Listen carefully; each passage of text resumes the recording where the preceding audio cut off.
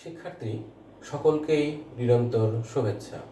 তোমাদের মাঝে উপস্থিত হয়েছি মওদুদ আহমেদ, সিনিয়র প্রভাষক, কৃষি শিক্ষা বিভাগ, মাইলস্টোন কলেজ, উত্তরা, ঢাকা। শিক্ষার্থীরা, আমরা ক্লাস কার্যক্রমে দশম শ্রেণীর বিভিন্ন বিষয় নিয়ে আলোচনা করছিলাম। শিক্ষার্থীরা, আজকে আমরা দশম শ্রেণীর কৃষি শিক্ষা পাঠ্য বইয়ের সপ্তম অধ্যায় দ্বিতীয় পরিচ্ছেদ পারিবারিক দুগ্ধ খামার বিষয়ে আলোচনা করব। শিক্ষার্থীরা, আজকের আলোচনাটি সম্পূর্ণ হওয়া সাপেক্ষে আমরা যে শিখন ফলগুলো জানতে পারবো, সেই শিখন ফলগুলো হচ্ছে পারিবারিক দুগ্ধ খামার কি সম্পর্কে জানতে পারবো, পারিবারিক দুগ্ধ খামারের প্রয়োজনীয় উপকরণ জানতে পারবো, দুধ দহনের ধাপগুলো জানতে পারবো, দুধ দহন পদ্ধতি সম্পর্কে জানতে পারবো, দুধ সংরক্ষণ পদ্ধতি সম্পর্কে জানতে পারবো।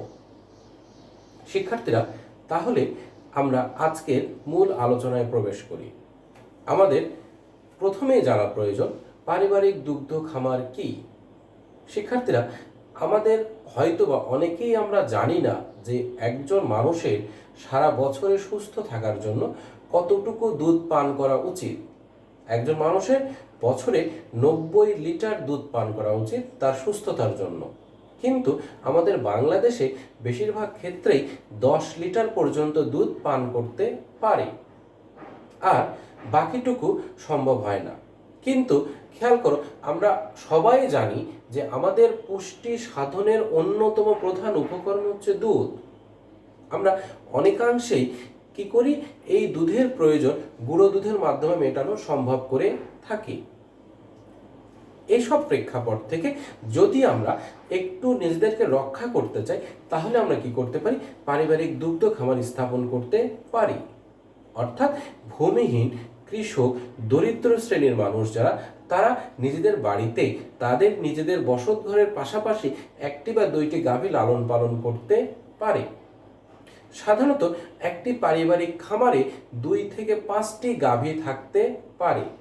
এ পর্যন্ত গাভী থাকলে আমরা তাকে বলতে পারি পারিবারিক দুগ্ধ খামার।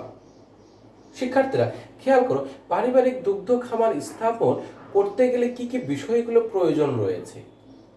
যদিও এটি বসতবাড়ির আশেপাশেই হয়ে থাকে বা বসতবাড়ির পাশেই হয়ে থাকে, কিন্তু তারপরেও স্বল্প কিছু প্রস্তুতি প্রয়োজন রয়েছে। যেমন তার কিছু মূলধনের প্রয়োজন রয়েছে, সে গবাদি পশুটা কোথায় রাখবে, অর্থাৎ তার বাসস্থানের বিষয়টি প্রয়োজন রয়েছে, তার কি কি খাবার খাওয়াবে, কিভাবে খাওয়াবে, কখন খাওয়াবে, সেই বিষয়গুলো তার সম্পর্কে তার কিছু প্রস্তুতি প্রয়োজন রয়েছে। গবাদি পশুর চিকিৎসা পদ্ধতি কীরকম হবে সে বিষয়ে তার কিছু প্রস্তুতি রয়েছে। গবাদি পশু থেকে উৎপন্ন দুধ যেটি রয়েছে সেটি কিভাবে বাজারজাত করতে হবে, এছাড়াও গবাদি পশুর প্রয়োজনীয় পানির লাইন, পয় নিষ্কাশন ব্যবস্থা, এই বিষয়গুলো সম্পর্কেও কিছু ধারণা থাকা অবশ্যই প্রয়োজন। এই বিষয়গুলোকে আমরা বলতে পারি গবাদি পশুর খামার স্থাপনের প্রয়োজনীয় উপকরণ। শিক্ষার্থীরা, একটি খামার স্থাপন সাপেক্ষে যে বিষয়টি চলে আসে সেটি হচ্ছে দুধ দহন।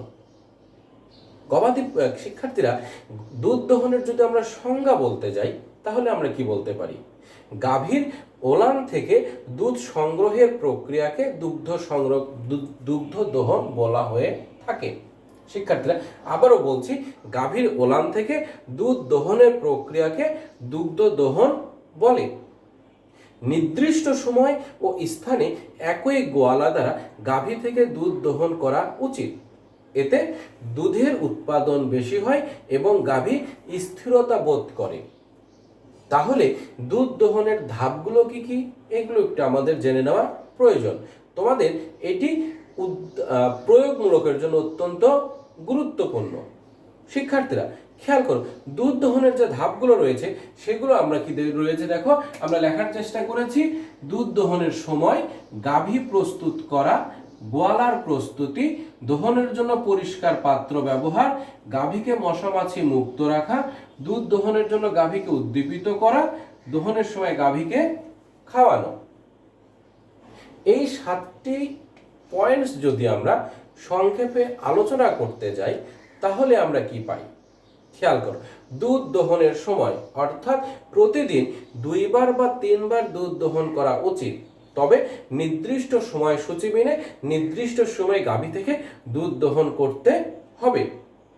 গাভী প্রস্তুত রাখা অর্থাৎ দুধ দহনের পূর্বে গাভীকে কোনোভাবেই উত্তেজিত করা যাবে না, গাভীকে বিরক্ত করা যাবে না, গাভীকে মারধর করা যাবে না এবং দুধ দহনের পূর্বে অবশ্যই গাভীর ওলান এবং বাট পরিষ্কার করতে হবে। কুসুম গরম পানি দিয়ে পরিষ্কার করে, তেল দিয়ে পরিষ্কার করে মালিশ করে নিতে হবে। শিক্ষার্থীরা, পরবর্তীতে রয়েছে গোয়ালার প্রস্তুতি। যে গোয়ালা দুধ দহন করবেন তাকেও কিছু প্রস্তুতি নিতে হবে। যেমন গোয়ালাকে অবশ্যই তার পরিষ্কার করে হাতগুলো ধৌত করতে হবে, গোয়ালাকে অবশ্যই পরিষ্কার পাত্র ব্যবহার করতে হবে। গোয়ালা প্রত্যেক দিন একই গোয়ালা দ্বারা গাভীকে দুধ দহন করা উচিত, তাহলে গাভী দুধ দহনে উদ্দীপনা বোধ করতে পারে। গোয়ালাকে অবশ্যই রোগ মুক্ত হতে হবে, অর্থাৎ গোয়ালার হাতে যদি কোনো রোগের সংক্রমণ থেকে থাকে সেটি দুধের সাথে মিশ্রিত হতে পারে। শিক্ষার্থীরা, শুধু গোয়ালা পরিষ্কার পরিচ্ছন্ন হলেই চলবে না, আবার দুধ দহনের পাত্রটিও পরিষ্কার হতে হবে। যদি দুধ দহনের পাত্রটি পরিষ্কার না হয় তাহলে দুধের সাথে পাত্রে যদি কোনো জীবাণু থেকে থাকে, সংক্রামিত জীবাণু, ভাইরাস, ব্যাকটেরিয়া থেকে থাকে, তাহলে সেটি দুধের সাথে মিশ্রিত হতে পারে এবং এটি মানবদেহের সংক্রামকের সৃষ্টি করতে পারে। সেজন্য গাভীর অবশ্যই পরিষ্কার পাত্র ব্যবহার করতে হবে। শিক্ষার্থীরা খেয়াল করো, গাভীকে মশা মাছি মুক্ত রাখতে হবে। কেন? যদি দুধ দহনকালীন সময়ে গাভীকে মশা বা মাছি যদি বিরক্ত করে তাহলে গাভীও দুধ প্রদানে উদ্দীপনা বোধ করবে না। গাভী লেজ নাড়াতে থাকবে, গাভী কিছুক্ষণ পর পর নড়াচড়া করবে, এতে গাভীর দুধ প্রবাহে বিঘ্নতা সৃষ্টি হতে পারে। গাভীকে দুধ প্রদানের জন্য উদ্দীপিত করা কিরকম?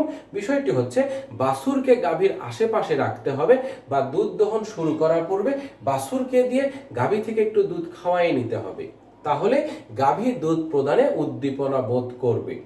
যদি বাছুর যদি গাভীর আশেপাশে না থাকে অনেক সময় দুধের উৎপাদন ব্যাঘাত সৃষ্টি হতে পারে।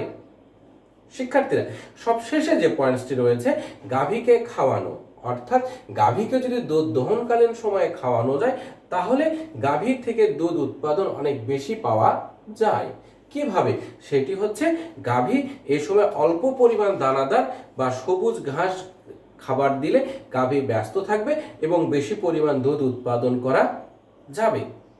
শিক্ষার্থীরা, আমরা দুধ দহনের ধাপগুলো সম্পর্কে জানতে পেরেছি। এখন আমরা একটু জানার চেষ্টা করব গাভী থেকে দুধ দহনের পদ্ধতিটা কেমন ধরনের হবে। শিক্ষার্থীরা খেয়াল করো, গাভীর দুধ দহনের পদ্ধতিটাকে দুভাগে ভাগ করা হয়েছে। তার মধ্যে একটি হচ্ছে সনাতন পদ্ধতি আর একটি হচ্ছে আধুনিক পদ্ধতি। যদি খামারটি পারিবারিক হয়ে থাকে, অর্থাৎ কৃষকের যদি 1-2টি গাভী থেকে থাকে, তাহলে সনাতন পদ্ধতি অর্থাৎ হাত দ্বারা দুধ দহন করা যেতে পারে। কিন্তু যদি খামারটি বাণিজ্যিক খামার হয়ে থাকে, অর্থাৎ 5-এর বেশি গাভী থেকে থাকে, তাহলে অনেক সময় খামারিরা যন্ত্রের সাহায্যে দুধ দহন করতে পারে। সেটিকে আমরা যন্ত্রের সাহায্যে দুধ দহন বলে থাকি। শিক্ষার্থীরা, এটিও কিন্তু তোমাদের একটি গুরুত্বপূর্ণ প্রয়োগমূলক প্রশ্ন। তাহলে আমরা একটু জানার চেষ্টা করি সনাতন পদ্ধতি বা হাতের দ্বারা দুধ দহন বিষয়টি কি। শিক্ষার্থীরা খেয়াল করো, গাভী থেকে দুধ দহনের সময় গাভীর ওলানের বাটের গোড়াটা বন্ধ করে দিতে হবে। খেয়াল করো, বাটের গোড়াটা বন্ধ করে দিয়ে আস্তে আস্তে নিচের দিকে চাপ দিতে হবে, তাহলে গাভীর বাটের উপরে চাপ প্রয়োগ করা হবে, ফলে বাটের মধ্যে যে দুধটি জমা হয়ে আছে সেই দুধটি আস্তে করে বের হয়ে আসবে। খেয়াল করো, তাহলে আমরা কি বলছিলাম? প্রথমে বাটের উপরের অংশে গোড়ার দিকে আমরা চাপ দেব, শক্ত করে চাপ দিয়ে নিচের দিকে টানতে হবে, তাহলে গাভীর ওলান থেকে দুধটা বের হয়ে আসবে। এবং দুধ দহনকালীন সময়ে আমরা হয়তোবা সবাই জানি যে গাভীতে কিন্তু 4টি ওলান রয়েছে। কখনোই 4টি ওলান থেকে পাশাপাশি দুধ দহন করা উচিত নয়। অর্থাৎ আমরা এইভাবে গাভী থেকে দুধ দহন করতে হয়। অর্থাৎ প্রথমে সামনের কর্নার থেকে একটা, পরের পর পিছনের আরেক পাশ থেকে, আবার আরেক পাশ থেকে, আবার আরেক পাশ থেকে। এতে গাভী থেকে বেশি পরিমাণ দুধ পাওয়া যেতে পারে। শিক্ষার্থীরা খেয়াল করো, সাধারণত একটি ওলান থেকে সবগুলো দুধ বের হওয়া সম্পূর্ণ হলেই আরেকটি ওলান থেকে দুধ দহন করা উচিত। শিক্ষার্থীরা এবার আসো যন্ত্রের সাহায্যে দুধ দহন। যদি গাভী খামারটি বাণিজ্যিক হয়ে থাকে তাহলে যন্ত্রের সাহায্যে দুধ দহন করা যায়। যন্ত্রের সাহায্যে দুধ দহন করলে সেক্ষেত্রে তোমার গাভীর ওলানের সাথে যদি যন্ত্র বসিয়ে দেওয়া হয় তাহলে যন্ত্রের মাধ্যমে দ্রুত এবং বেশি পরিমাণ দুধ পাওয়া যেতে পারে। শিক্ষার্থীরা খেয়াল করো, এটি সহজ এবং স্বাস্থ্যসম্মতভাবে দুধ দহন করা যায়। শিক্ষার্থীরা খেয়াল করো, আমাদের পরবর্তীতে যে আলোচনার বিষয়টি রয়েছে সেটি হচ্ছে দুধ সংরক্ষণ। তাহলে আমরা খামার তৈরি করেছি, খামারের উপকরণ সংগ্রহ করেছি, গাভী প্রস্তুত করেছি, দুধ দহন করেছি। এবার দুধ দহন করার পরে আমার দহনকৃত দুধটাকে তো আমার কিছু একটা ব্যবস্থা করতে হবে। আমরা সেই বিষয়টিকেই সংরক্ষণ বলছি। তাহলে আমরা সংরক্ষণের সংজ্ঞা কি বলতে পারি? আমরা দুধ দহনের সংজ্ঞা বলতে পারি নির্দিষ্ট সময়সীমা পর্যন্ত দুধকে খাদ্য হিসেবে উপযোগী রাখাকে। শিক্ষার্থীরা খেয়াল করো, দুধ নির্দিষ্ট সময়সীমা পর্যন্ত দুধকে খাদ্য হিসেবে উপযোগী রাখতে পচন মুক্ত রাখার প্রক্রিয়াকে দুধ সংরক্ষণ বলে। তাহলে আমাদের এখানে কয়েকটি বিষয় রয়েছে। প্রথমত, নির্দিষ্ট সময়সীমা পর্যন্ত দুধকে পচন মুক্ত রাখার জন্য এবং খাদ্য উপযোগী রাখার যে প্রক্রিয়া, আমরা সেটিকেই বলছি দুধ সংরক্ষণ পদ্ধতি। শিক্ষার্থীরা খেয়াল করো, দুধ দহনের পরপরই দুধকে ঠান্ডা করতে হবে এবং ছাঁকতে হবে, না হলে গরম দুধ খুব সহজেই এটি নষ্ট হওয়ার সম্ভাবনা থাকতে পারে। একটি ব্যাকটেরিয়া রয়েছে যে ব্যাকটেরিয়া দুধকে খুব সহজেই নষ্ট করে থাকে, সেটি হচ্ছে স্ট্রেপ্টোকক্কাই ব্যাকটেরিয়া। শিক্ষার্থীরা খেয়াল করো, স্ট্রেপ্টোকক্কাই নামক একটা ব্যাকটেরিয়া রয়েছে। এই ব্যাকটেরিয়া দুধে সংক্রামিত হয়ে দুধের গঠনকে ভেঙে ফেলে, ফলে দুধ নষ্ট হয়ে যায়। তাহলে আমাদের একটু জানা প্রয়োজন কি কি কারণে দুধ নষ্ট হয়ে যায়। তাহলে খেয়াল করো, দুধের যদি রাসায়নিক গঠন পরিবর্তিত হয়, দুধের যদি গুণগত মান নষ্ট হয়ে যায়, দুধে যদি তোমার জীবাণু সংক্রামিত হয়, তাহলে দুধ নষ্ট হয়ে যায়।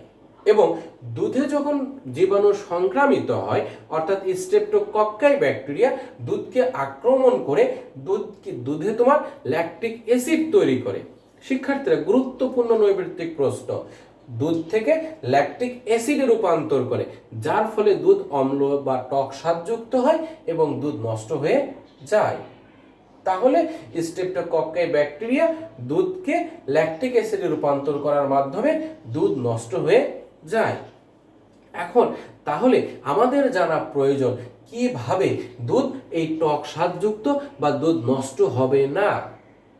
শিক্ষার্থীরা খেয়াল করো, সাধারণত দুধ নষ্ট না হওয়া বা দুধকে ভালো রাখা বা সংরক্ষণের পদ্ধতি, এটিও আবার দুই ভাগে বিভক্ত। একটি হচ্ছে সনাতন পদ্ধতি, অপরটি হচ্ছে আধুনিক পদ্ধতি। শিক্ষার্থীরা সনাতন পদ্ধতি বলতে আমরা বলছি সেই প্রাচীন পদ্ধতি, অর্থাৎ আমাদের দাদা বা তার আগের সময় থেকে যে বিষয়গুলো প্রচলিত ছিল। তখন মূলত দুধ দুইভাবে সংরক্ষণ করা হতো। তার মাঝে একটি হচ্ছে পানি দিয়ে আর একটি হচ্ছে তাপ দিয়ে। বিষয়টা কিভাবে সংক্ষেপে বলছি, দুধ সংগ্রহ করার পরপরই দুধে যদি কিছু পানি মিশিয়ে দেওয়া হয়, খেয়াল করো, তাহলে দুধের গঠনটি কি হয়ে যায়? হালকা হয়ে যায়। দুধের গঠন হালকা হলে দুধ বেশ কিছু সময় পর্যন্ত ভালো থাকতে পারে। এবং এভাবে মোটামুটি প্রায় 3-4 ঘন্টা পর পর দুধে অল্প অল্প করে কিছু পানি যোগ করার মাধ্যমে দুধকে 10 থেকে 12 ঘন্টা পর্যন্ত ভালো রাখা যায়। শিক্ষার্থীরা খেয়াল করো, তাপ দিয়ে দুধ সংগ্রহ করার পর দুধকে সাধারণত তোমার 100°C তাপমাত্রায় যদি 20 মিনিট ফোটানো হয়, খেয়াল করো, 100°C তাপমাত্রায় দুধকে যদি 20 মিনিট ফোটানো হয় তাহলে 4 ঘন্টা পর্যন্ত ভালো রাখা যায়। এবং এভাবে প্রতি 4 ঘন্টা পর পর 20 মিনিট করে তাপ প্রয়োগের মাধ্যমে দুধকে বেশ অনেক সময় পর্যন্ত ভালো রাখা সম্ভব হয়ে থাকে। খেয়াল করো শিক্ষার্থীরা, এরপরে যে পদ্ধতিটি রয়েছে সেটি হচ্ছে আধুনিক পদ্ধতি। প্রযুক্তি পরিবর্তিত হচ্ছে, আমরা উন্নত হচ্ছে, সেই সাথে সাথে আমাদের দুধ সংরক্ষণের পদ্ধতিও উন্নত হয়েছে, যেটিকে আমরা বলছি আধুনিক পদ্ধতি। আধুনিক পদ্ধতিকে আমরা আবার 3টি ভাগে ভাগ করতে পারি। তার মাঝে একটি হচ্ছে রেফ্রিজারেটর পদ্ধতি, ডিপ ফ্রিজ পদ্ধতি এবং দুধ পাস্তুরীকরণ। শিক্ষার্থীরা খেয়াল করো, রেফ্রিজারেটর পদ্ধতি অর্থাৎ দুধকে সংগ্রহ করার পর রেফ্রিজারেটরে 4°C তাপমাত্রায় আমরা এভাবে মোট প্রায় 12 থেকে 24 ঘন্টা পর্যন্ত ভালো রাখা সম্ভব হয়ে থাকে। খেয়াল করো, 4°C তাপমাত্রায় রেফ্রিজারেটরে 24 ঘন্টা পর্যন্ত ভালো রাখা যায়। ডিপ ফ্রিজ, দুধকে সংগ্রহ করার পর বরফজাত করে অর্থাৎ ডিপ ফ্রিজারে বরফজাত করে দুধকে দীর্ঘ সময় পর্যন্ত ভালো রাখা সম্ভব হয়ে থাকে। এ পদ্ধতিতে দুধের গুণগত মান কিছুটা হ্রাস পায় বটে, তবে এ পদ্ধতিতে দুধ সাধারণত 10 থেকে 15 দিন পর্যন্ত ভালো থাকতে পারে। শিক্ষার্থীরা খেয়াল করো, সবশেষে যে বিষয়টি রয়েছে দুধ পাস্তুরীকরণ, অত্যন্ত গুরুত্বপূর্ণ একটা বিষয়। পাস্তুরীকরণ বিষয়টি কি? খেয়াল করো, বিজ্ঞানী লুই পাস্তুর 1860 থেকে 1865 এই সময়ের মধ্যে তিনি প্রথম উদ্ভাবন করতে পেরেছিলেন যে একটি নির্দিষ্ট জীবাণুর কারণে দুধ নষ্ট হয়ে যায়, এবং তিনি এই ব্যাকটেরিয়াটিকে স্ট্রেপ্টোকক্কাই ব্যাকটেরিয়া হিসেবে অভিহিত করেছেন। তিনি এই ব্যাকটেরিয়াকে ধ্বংস করে দুধকে ভালো রাখার একটি পদ্ধতি উদ্ভাবন করেছেন, যেটি তার নাম অনুসারে পাস্তুরীকরণ পদ্ধতি বলা হয়। শিক্ষার্থীরা খেয়াল করো, তাহলে আমরা পাস্তুরীকরণের সংজ্ঞা কি বলতে পারি? একটি নির্দিষ্ট প্রক্রিয়ায় দুধ থেকে ক্ষতিকর জীবাণু ধ্বংস করার মাধ্যমে, খেয়াল করো, একটি নির্দিষ্ট প্রক্রিয়ায় তাপ দিয়ে দুধ থেকে সব ক্ষতিকর জীবাণু দূর করার মাধ্যমে দুধকে ভালো রাখার যে প্রক্রিয়া, আমরা তাকে পাস্তুরীকরণ পদ্ধতি বলছি। খেয়াল করো, এই পদ্ধতিতে সাধারণত তাপ প্রয়োগের মাধ্যমে দুধে জীবাণু সৃষ্টিকারী যে সকল রয়েছে তাদেরকে ধ্বংস করে ফেলা যায়। খেয়াল করো, এখানে একটি মজার বিষয় রয়েছে, সেটি হচ্ছে এই লুই পাস্তুরের আগেও একজন বিজ্ঞানী ডক্টর সসলেট, খেয়াল করো, ডক্টর সসলেট তিনি প্রথম এই ব্যাকটেরিয়াটি তিনি চিহ্নিত করতে পেরেছিলেন, এবং এই ব্যাকটেরিয়ার কারণে যদি নষ্ট হয়ে যায় সেটি তিনি উদ্ভাবন করতে পেরেছিলেন। কিন্তু তিনি তার সেই আবিষ্কারটি তিনি প্রকাশিত বা সামনে চলে আসতে পারে নাই, যে কারণে ডক্টর সসলেটের বিষয়টি আমরা অনেকেই জানি না। কিন্তু দুধ পাস্তুরীকরণ পদ্ধতি প্রথম আবিষ্কার করেছিলেন ডক্টর সসলেট, আর ডক্টর লুই পাস্তুর এই বিষয়টি আমাদেরকে জানার চেষ্টা সহজ করে দিয়েছেন, এবং এর মাধ্যমে আমরা জানতে পেরেছি। খেয়াল করুন, তাহলে এই যে লুই পাস্তুর সাহেবের তিনি যে পদ্ধতিটি আবিষ্কার করেছেন, তার আবিষ্কৃত পদ্ধতি অনুযায়ী আমরা 3 ভাবে দুধ সংরক্ষণ করতে পারি। তার মাঝে একটি হচ্ছে নিম্ন তাপে দীর্ঘ সময়, অর্থাৎ 62.8°C তাপমাত্রায় 30 মিনিট দুধ ফুটানোর মাধ্যমে দুধ থেকে জীবাণু ধ্বংস করা যায়।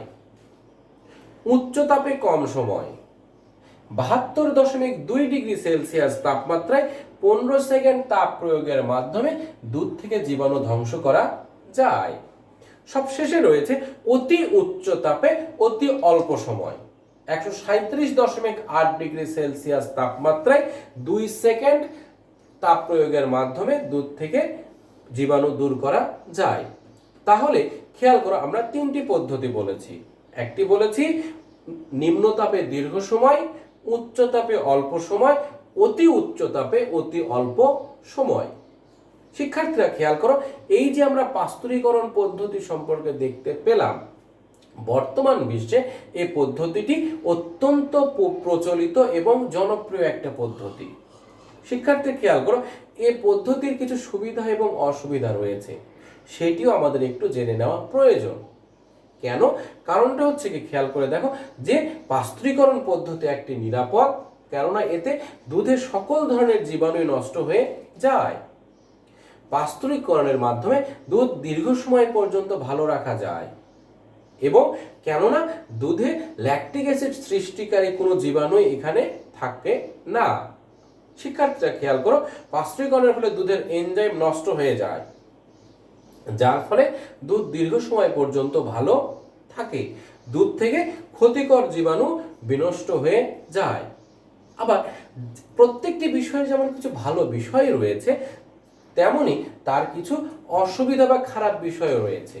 পাস্তুরীকরণ পদ্ধতি যেমন আমাদের জন্য অনেকটাই ভালো একটি পদ্ধতি, তেমনি কিছু এর অসুবিধাও রয়েছে।